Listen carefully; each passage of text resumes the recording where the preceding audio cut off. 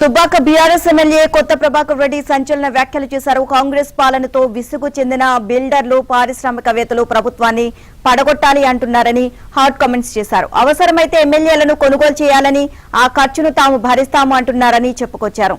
పిల్లల నుంచి పెద్దల దాకా కాంగ్రెస్ పాలనతో విసిగిపోయారని, రాష్ట్రంలో వచ్చేది బీఆర్ఎస్ ప్రభుత్వమేనని అన్నారు.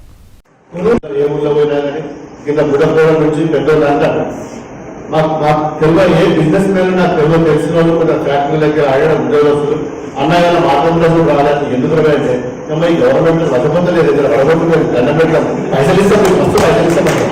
కొనుగోలు అవసరం వెళ్ళలేము. కానీ ఉద్యోగం మీరు వస్తే దగ్గర మీరు దీన్ని మొత్తం బలపట్టిరని ఎంతమంది అంటున్నారు. బిజినెస్ అంటూ ఇండస్ట్రియల్స్ అంటూ మీ ఖర్చు దగ్గర పెట్టుకుంటారు. ఏ పిల్లలు ఏం చేసుకుంటారో మీరు చేసుకోండి అనే టైం వచ్చిందంటే మీరు అర్థం చేసుకోవాలి. కనుక దుర్మార్గమైన బిల్లు రాలేదు, మన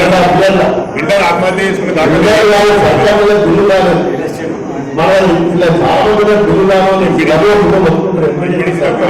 కట్టిన వాళ్ళు, లోన్లు వేసిన వాళ్ళు, రోడ్లు వేసిన వాళ్ళు, అంగన్వాడీ స్కూల్ కట్టిన వాళ్ళు, సంఘాలు కట్టిన వాళ్ళు పైసలు. ఇక ఇంకొక ముచ్చట చెప్తా మన దుబాక గురించి. దుబాక మొదటి విషయం మాట్లాడినా. దుబ్బాక నిజంగా చెప్పాలంటే మన తెలంగాణలో 10 ఉమ్మడి జిల్లాలలో కూడా ఇంత అభిమానంగా ఏది లేదు.